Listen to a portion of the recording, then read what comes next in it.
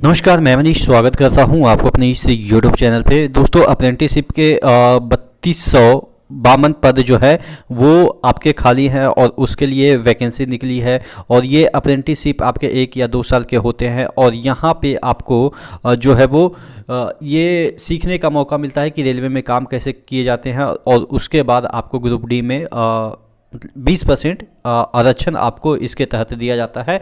आप अप्रेंटिसशिप करने के बाद जनरल कैटेगरी से भी भर सकते हैं, जनरल कोटा से भी भर सकते हैं, लेकिन अप्रेंटिसशिप से जल्द ही सिलेक्शन हो जाता है। तो कौन कौन से लोग एलिजिबल हैं ये आपको पता होना चाहिए कि जो आपने आईटीआई कर रखा है या नॉन आईटीआई भी कुछ पोस्ट के लिए एलिजिबल होते हैं और कहाँ से कितना वैकेंसी निकला है, तमाम चीज़ों के बारे में डिस्कस करेंगे। चैनल पर नए हैं तो सब्सक्राइब कर दीजिएगा, क्योंकि यहाँ पर रेलवे के तमाम जो अपडेट है वो आपको मिलती रहेंगे।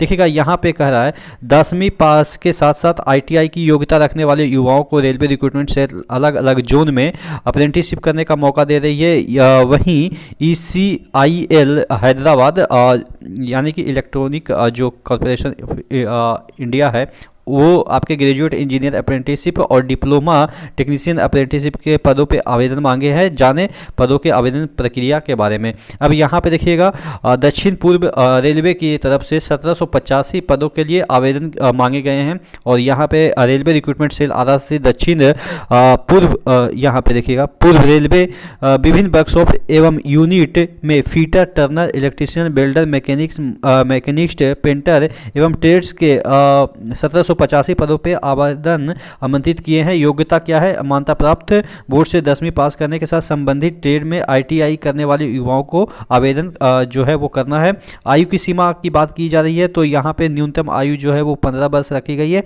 और अधिकतम आयु जो है वो 24 वर्ष रखी गई है। चयन की प्रक्रिया, अभ्यर्थियों का चयन योग्यता के आधार पर तैयार किया जाएगा, गई मेरिट लिस्ट के अनुसार होगा। कहने का मतलब ये है कि जो आपके 10th के मार्क्स और आपके आईटीआई के मार्क्स के एवरेज से ही आपका जो है वो मेरिट लिस्ट बनेगा, ये आपको पता होना चाहिए। चलिए, आवेदन शुल्क जो है वो आपके जो है वो 100 रुपया है। आर्थिक रूप से कमजोर वर्ग एवं पिछड़ा वर्ग के उम्मीदवारों को आवेदन शुल्क के रूप में 100 रुपया अदा करना है। अनुसूचित जाति, अनुसूचित जनजाति, महिला उम्मीदवारों को किसी प्रकार की शुल्क का भुगतान नहीं करना है। कहने का मतलब ये है कि SC ST और आपके जितने भी महिला उम्मीदवार हैं, लेडीज़ उम्मीदवार हैं, उनको कोई भी यहाँ पे पैसा देने की आवश्यकता नहीं है। आप भरिए, आपका अगर सिलेक्शन होता है तो आप जाके वहाँ पे इंटर्नशिप कीजिए। 1 साल का आपको इंटर्नशिप होगा और वहाँ पे आपको तकरीबन 10,000 के अराउंड आपको पैसे भी मिलेंगे, पॉकेट खर्च के रूप में। सीखने का भी मौका मिलेगा और जो ग्रुप डी की वैकेंसी आएगी उसमें आपको फिजिकल से मुक्ति मिल जाएगी, यानी कि आपके लिए फिजिकल नहीं होगा, डायरेक्ट आपका जो है वो एग्ज़ाम के थ्रू सिलेक्शन हो जाएगा। ठीक है, हालांकि एग्ज़ाम में भी आपको बहुत कम ही मार्क्स लाने पड़ते हैं, तो ये भी आपके लिए अच्छी खबर है।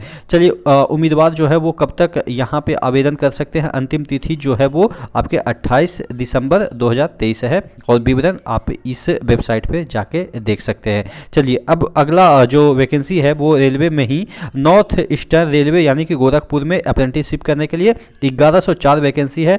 और जो समान प्रक्रिया है यहाँ पे भी आपको जो है वो जिस तरीके से यहाँ पे आपका आवेदन की प्रक्रिया है उसी तरीके से यहाँ भी योग्यता या आयु सीमा है या आपके चयन की प्रक्रिया है, सभी चीज़ें समान है। क्योंकि रेलवे में अप्रेंटिसशिप के जो भी सभी बोर्ड एक ही तरह के क्राइटेरिया रखते हैं। उसी तरीके से ECIL के में भरे जाएंगे 363 पद और ये इलेक्ट्रॉनिक्स की योग्यता है, ग्रेजुएट इंजीनियर होनी चाहिए यहाँ पे और डिप्लोमा पास भी आप आवेदन कर सकते हैं। आयु सीमा जो रखी गई है वो 25 वर्ष तक रखी गई है, 31 दिसंबर 2023 तक यहाँ पे आप। अच्छा, इसका आवेदन गोरखपुर वाले में आपको आवेदन का जो लास्ट डेट है वो आपके 24 दिसंबर है। तो यानी कि अब ज़्यादा समय नहीं बचे हैं, 10-15 दिन और भी बचे हैं, तो आप जाके जल्दी से आवेदन कर लीजिएगा। तो ये रही आज के अपडेट जो कि रेलवे से रिलेटेड है। आशा करते हैं कि आप अगर इसके लिए एलिजिबल है तो आप ज़रूर भरिएगा। परीक्षा देने की कोई आवश्यकता नहीं है। अगर होता है सिलेक्शन तो जाइए, नहीं होता है तो ऑब्वियस है कि जैसा चल रहा है जैसा चलता रहेगा। और 100 ही रुपया की तो बात है। हालाँकि मुझे पता है कि 100 रुपया भी आजकल के ज़माने में आपके लिए बहुत बड़ी रकम है, लेकिन क्या कर सकते हैं, जब तक आस है तब तक आप इसी तरह से लड़ते रहिएगा। ठीक है, तो नेक्स्ट वीडियो में मिलते हैं, तब तक के लिए जय हिंद।